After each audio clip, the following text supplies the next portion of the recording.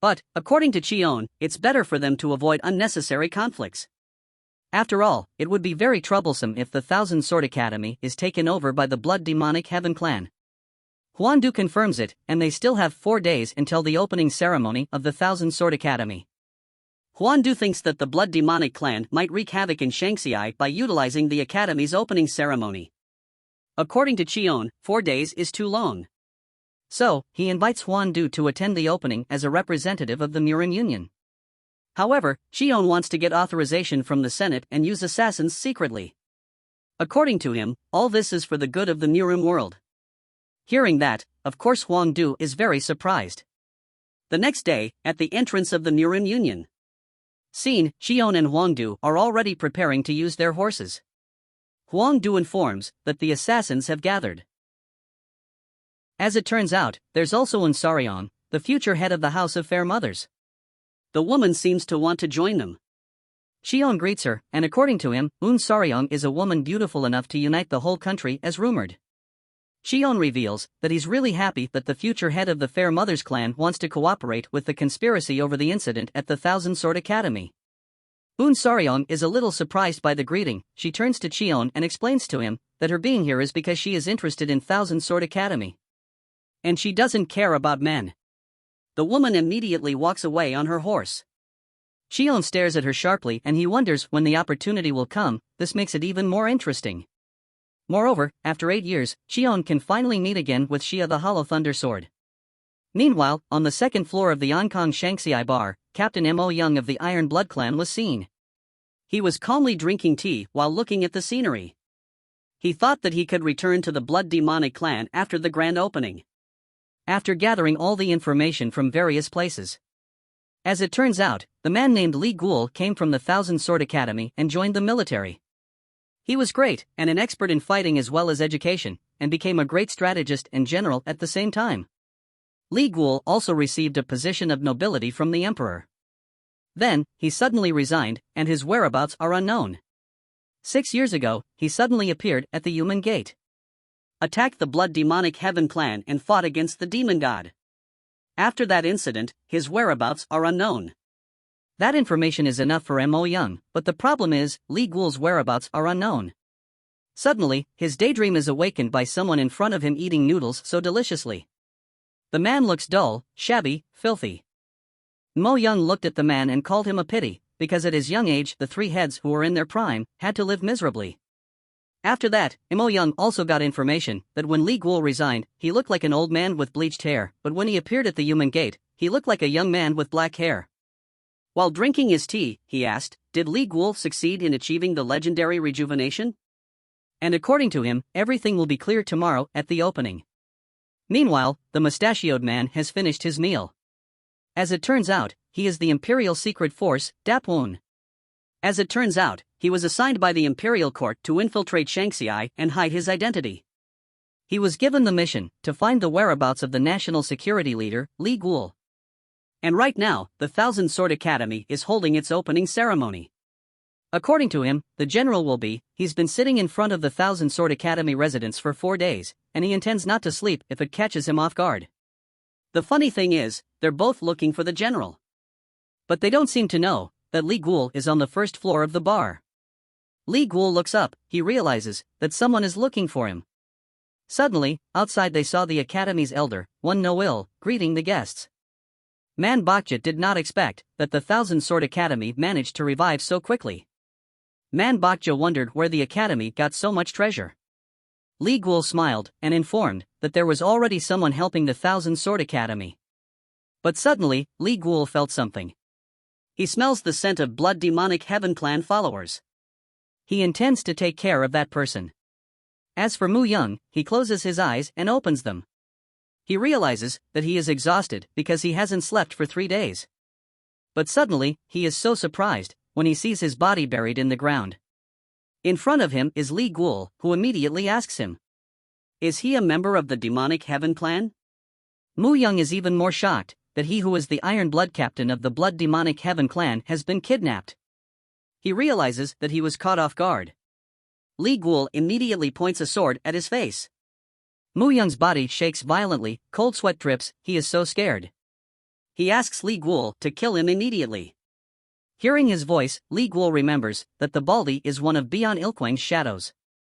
Li Guol praises himself for watching him so well. Li Guol doesn't want his whereabouts to be known. He asks the Baldy to promise not to divulge this matter and never to return to the Blood Demon clan. After that, Li Guol turns around and walks away. The bald man looked at him, and suddenly he shouted. He is the shadow of the demon god. He will never beg for his life. The bald man managed to get out of the ground. He let out his strength until his clothes were torn. He understood that Li Guol is equal to the demon god. But he is the second in command of blood demonic heaven. He never thought he would give up so easily. The bald man took out his sword and jumped towards Li Guol. The fight ensued there. The sword used by the bald man suddenly broke in just one shot. He finally now understands why the demon god recognized this person. Suddenly, Li Guol swings his sword and draws it at him. And Baldy dies instantly. Meanwhile, at the Thousand Sword Academy, Shurha is reading a book. He did not expect that tomorrow the Thousand Sword Academy will be reborn. Then, he remembers that Li Guol restrained his attack by saying that there is no reason not to make the body a sword. The man he met a year ago, who has the Hollow Thunder Sword. Shurha hopes that he can meet him tomorrow. The next day, people are crowding the Thousand Sword Academy. Also, Li Guol is still at the bar and his son Shulwan is still snoring beside them. Seeing the crowds, Man Bokja is grateful that the opening of the academy is attended by many people. Moreover, Man Bokja has people from the Murim Union. Hearing that, the kingpin immediately wakes up and wants to see the Murim Union too. In sight, 3 people are riding horses.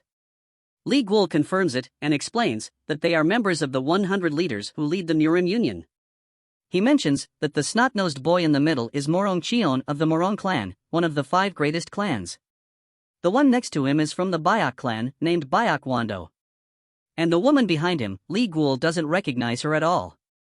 Li Guol mentions that the gathering of the Murim Union people is a bit suspicious. Man Bokja dismisses that suspicion. Because according to him, they must be here just to get a new atmosphere because it's the opening celebration. Moreover, they can see Shurha, the most beautiful woman in the North River. Li Guol explains that they brought a special guard. But Man Bokja doesn't see it. Li Guol tells Man Bokja to look at a hill far away. The assassin guards on the hill number about 50. Of course, Man Bokja is getting curious and asks how Li Guol can know that, while Man Bokja can't see anything. Li Guol doesn't answer and explains to him that for now, they just need to observe their movements to see what the real purpose is. Meanwhile, one Noel greets the guests and they also inform the guests that there are special people present today from the Murim Union. Cheon immediately salutes and introduces himself as the future successor of the Morong clan. He mentions that there are 3 reasons why he is present at the Thousand Sword Academy opening ceremony.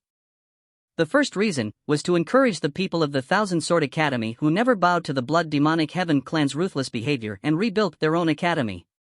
The second was to meet Shurha.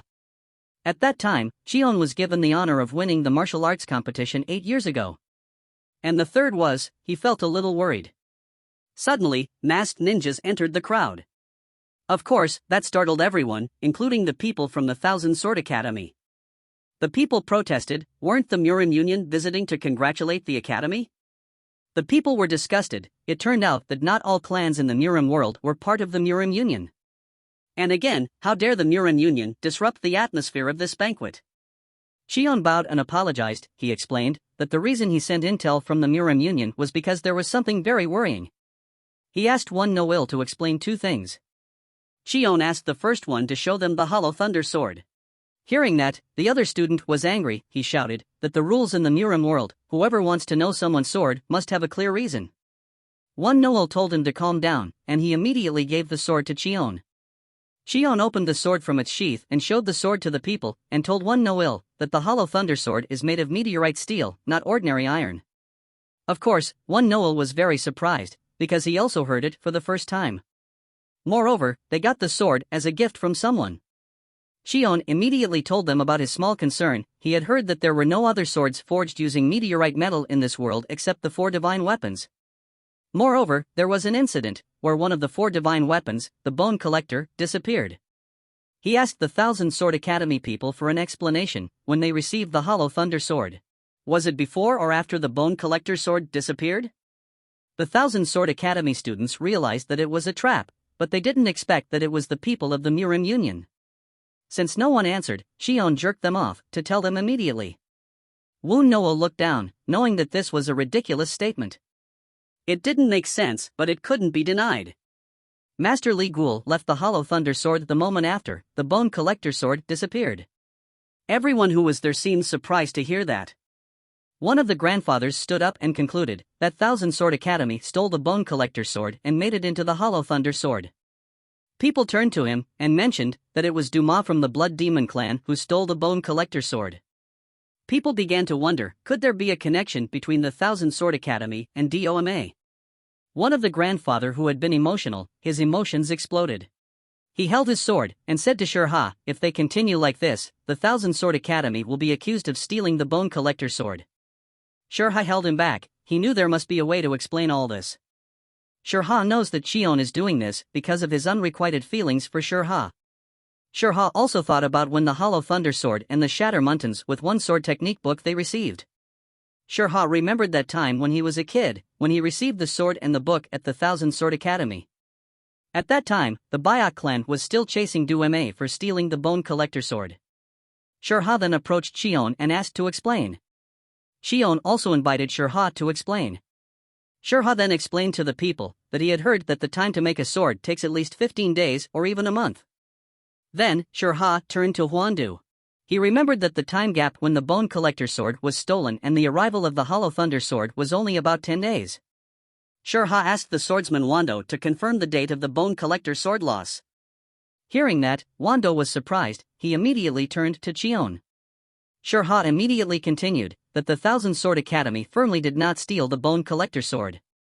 Wando immediately bowed and apologized. He was self-aware that he could not prevent the god's weapon from being stolen. Because he did not want to feel in the corner, he wanted to ask Shurha something. About the incident that everyone already knows, that is when the Thousand Sword clan was attacked by the Blood Demon clan, but the Blood Demon clan suddenly retreated. Can the Thousand Sword Academy reveal the amount of money needed to rebuild the academy? Hearing that, Shurha could not answer. His mouth was silent brick. Then, Wando took out a document from inside his shirt. He also read the contents of the document, because he had done a little investigation. That at least, the Thousand Sword Academy needed 1,000 gold to build a magnificent building. Wando asked, where did the Thousand Sword Academy get that much money? And a message that the Murim Union received stated that the Thousand Sword Academy was helped by the Blood Demonic Heaven clan. Shurha immediately shouted that it was ridiculous. One Noel also asked, how could the Blood Demonic clan help the academy? Wando guessed that the Blood Demonic clan was not planning to wipe out the Thousand Sword clan, but wanted to build a second Blood Demonic Heaven in the middle of the Murim Union territory. Shion smiled at that. Unlike the other academy students, they did not accept such insults. He asserted, to prove that they were not bound to the Blood Demonic clan, he would cut his own stomach. He intended to take out his sword.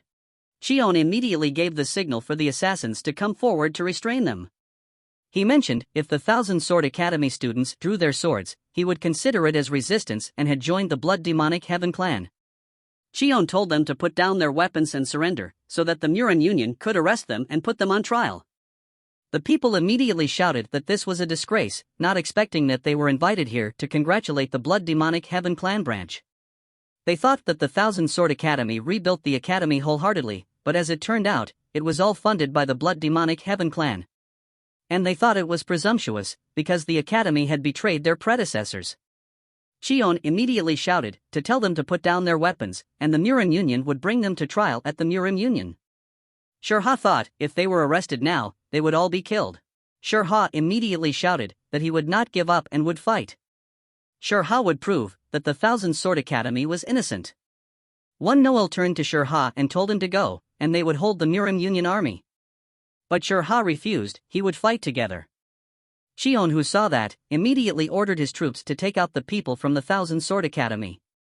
After the people from the academy were taken out, they all sat down in front of Shion. Shion explained to them not to underestimate the demon slayers. Because they have experienced fighting the Black Storm cavalry for 100 years. Then, he told Wando to take them. But suddenly, people saw something flying in the sky. They all looked up. Turns out, it was Li Guol. He came down with full force, making the ground there cracked. Wando immediately shouted that it was someone from the Blood Demon clan. Everyone panicked at Li Guol's arrival. While Li Guol walked casually over to one Noil who was sitting paralyzed. One Noil shakily asked who he was. Li Guol looked at him sharply and called Noil. And the video continued.